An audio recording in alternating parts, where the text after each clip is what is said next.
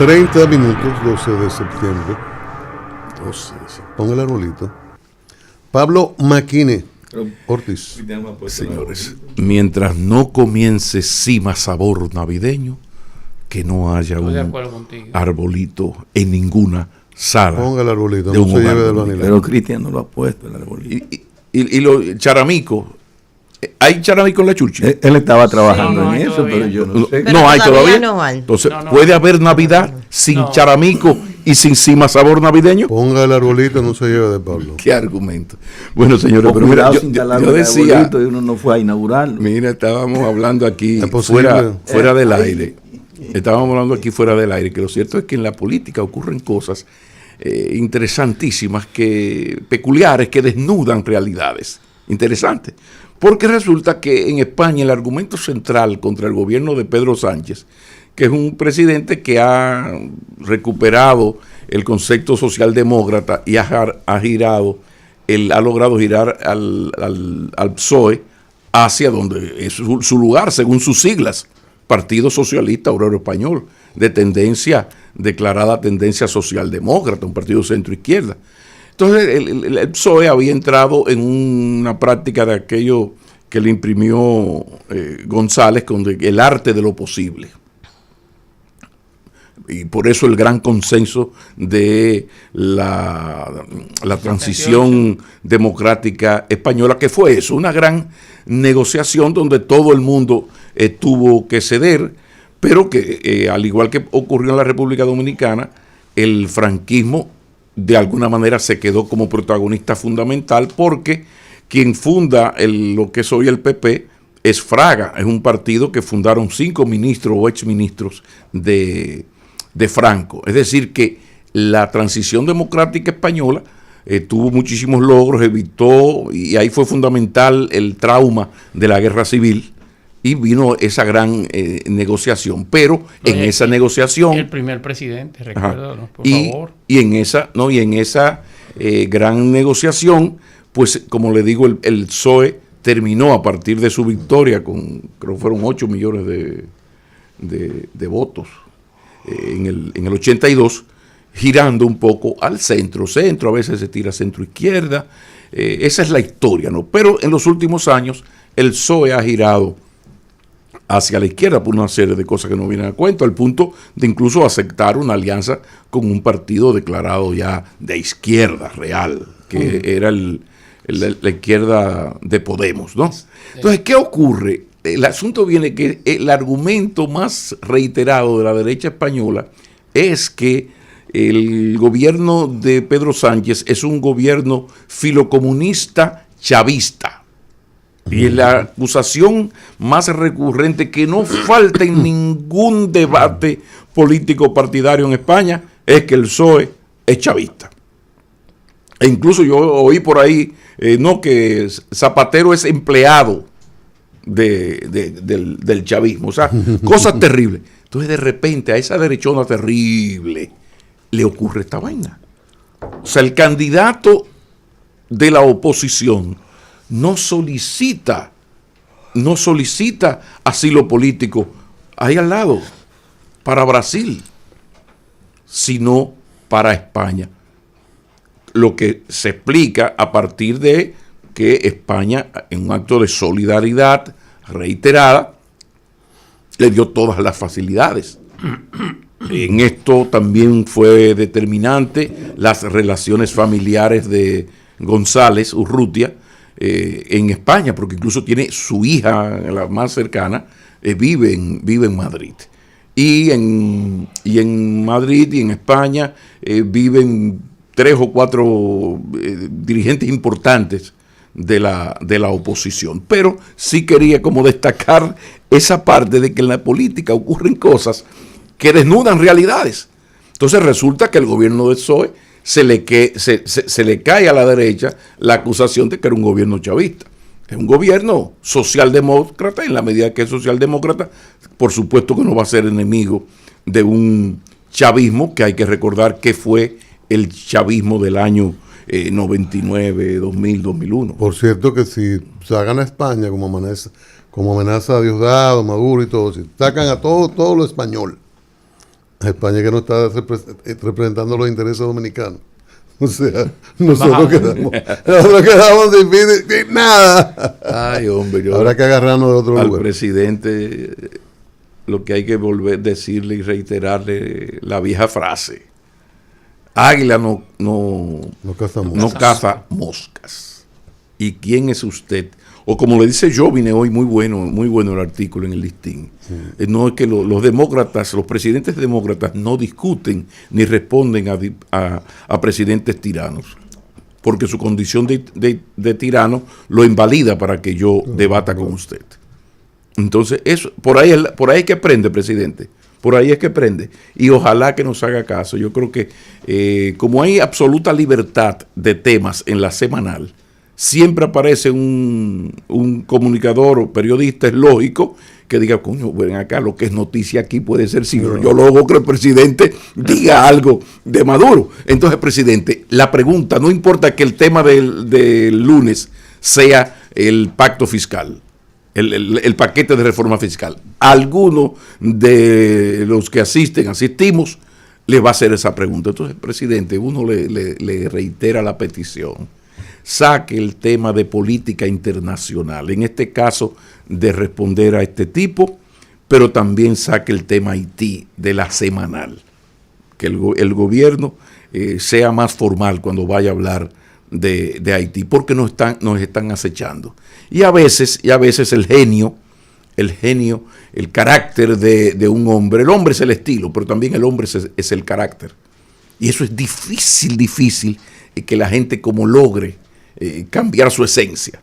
Y el presidente ha demostrado que es un poquito mecha corta, de que si tiene que enmendarte la plana, te la enmienda, aunque en términos de duro razonamiento, estricto razonamiento político, no sea lo más conveniente para él mismo. Pero mire, yo lo que quería hoy comentar es porque lo cierto es que uno vuelve y se reitera en su vieja afirmación de que cuando usted ve los logros de la República Dominicana bien cantados, es como cuando usted se toma una buena copa de vino, oye a Sabina, y a veces usted se cree que vive en un país desarrollado, hasta que la realidad nos golpea.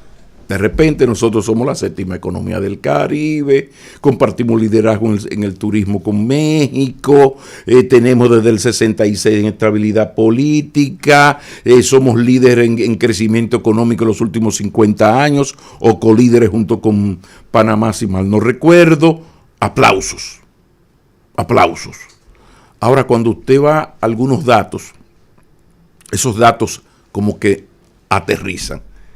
¿Y cuál es el dato que uno encontró? Bueno, se lo digo así, y son datos del sistema de las Naciones Unidas, Organización Mundial de Salud, o sea, son datos de toda la credibilidad del mundo. En República Dominicana, 1 de cada 5 adolescentes se convierte en madre antes de los 18 años.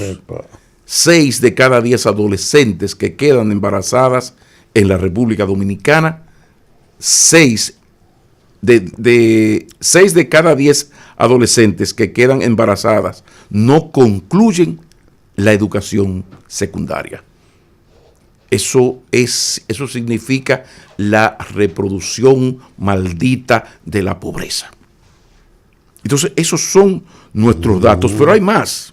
Por ejemplo, el embarazo adolescente, ya se sabe, coloca a las niñas en situaciones de vulnerabilidad que se pueden evitar, como las muertes maternas y neonatales, la deserción escolar, la universitaria, por supuesto, y las uniones tempranas, que esa unión temprana tiene consecuencias hasta en la economía, porque mal contado le cuesta al país todas esas uniones tempranas, a partir de lo anterior, unos 245 millones de dólares cada año. Entonces uno ve esto y uno aterriza en la realidad nacional. Claro, hago la parte para destacar un gran avance y que uno debe saludarlo porque alguien está haciendo las cosas bien, y es que en el primer trimestre del año nosotros logramos disminuir en un 26.58% el nivel de los embarazos adolescentes. Y esa es una muy buena noticia. En esto hay que sacarle la comida aparte, hacerle reconocimiento a que esa mejoría, entre otras cosas, tiene que ver con que la primera dama, Raquel Arbaje, tomó el liderazgo de esto. Ustedes saben que las primeras damas tienen poder. O sea, hay un poder muy especial de las primeras damas. Y más cuando tienen mucho carácter. Entonces, eso es lo que explica que la señora Arbaje de Abinader logró ponerle las pilas a las agencias, a las oficinas correspondientes, como decía Benedetti, a las competentes y sobre todo a las incompetentes. Entonces, de repente tenemos un dato muy bueno. En el primer trimestre de este año ha habido una significativa disminución de 26.58% en el nivel en el número de embarazos adolescentes. Pero ahí entra Franco De Vita. ¿Ustedes recuerdan aquella canción? Franco De Vita. Dice, no basta. Esto no basta. Nosotros seguimos con un liderazgo lamentable en lo que tiene que ver con embarazo adolescente, mortalidad materno-infantil. Entonces, esta mejoría hace que uno salude la iniciativa del despacho de la primera dama y las entidades, el Ministerio de Salud Pública, los que tienen que ver con esto. Pero insisto, no basta, y yo creo que ya es el tiempo, en la medida en que la República Dominicana mantiene ese liderazgo tan lamentable que echa por la borda todo lo que yo dije al inicio. O sea, que somos la séptima economía, porque aquí hay una cuestión. Ustedes, señores, usted camina por el polígono central, ese Piantini, los Cacicazgos, y luego se va al centro, a la parte hermosa de Santiago, que Santiago está como lo de Serrat, hermosa, arregladita como para ir de boda. Qué linda está Santiago. Coño, ¿y usted se cree que usted vive en un país? ¿Usted se cree que usted vive en un país desarrollado? No, nosotros tenemos unas vergüenzas nacionales terribles. Entonces yo creo que a partir de esto es hora de que el gobierno también enfile los cañones de su poder, porque para eso es el gobierno, aunque sectores del fundamentalismo religioso o político no lo quieran, aquí hay que insistir en educación sexual verdadera, como hay que buscar la manera de luchar con más ahínco contra la pobreza, y no solamente la pobreza material, sino qué se puede hacer para avanzar, para mejorar, para disminuir más bien la pobreza, no solo la material, sino la cultural, la pobreza espiritual, la pobreza familiar, porque tenemos nuevas familias, por una realidad del capitalismo que no vamos a entrar en ese tema. Pero ante la buena noticia de una mejoría en el primer trimestre del año en los embarazos adolescentes, yo quería recordar que tenemos el liderazgo, vergonzoso liderazgo continental en embarazos de adolescentes, en mortalidad materno-infantil. Donde no estamos en primero, estamos en tercero. Eso es como la prueba PISA, que mejoramos un poquito y uno casi hizo una fiesta. Bueno, porque lo que habíamos hecho en vez de mejorar era empeorar. Ahora mejoramos un poquito, sí, pero tampoco se vuelvan locos, que seguimos en el liderazgo negativo, compartido con 2 o 3 más, pero abajo. Somos líderes de abajo para arriba. Entonces, yo creo que volvemos a la frase de esta semana. El programa, la frase de esta semana en A Diario ha sido: según Hermaco, la pedraja. Entonces, según la gravedad del problema, tiene que ser la fortaleza y la contundencia de las medidas que se tomen. Así que a ver si el gobierno da prioridad prioritaria y primera a este tema de la educación sexual, y sobre todo ver de qué manera manejamos el mejorar la vida de la gente, y no solo en términos materiales, sino en términos de la paz, la convivencia y el desarrollo espiritual. Ojalá Ojalá. 7:44 minutos.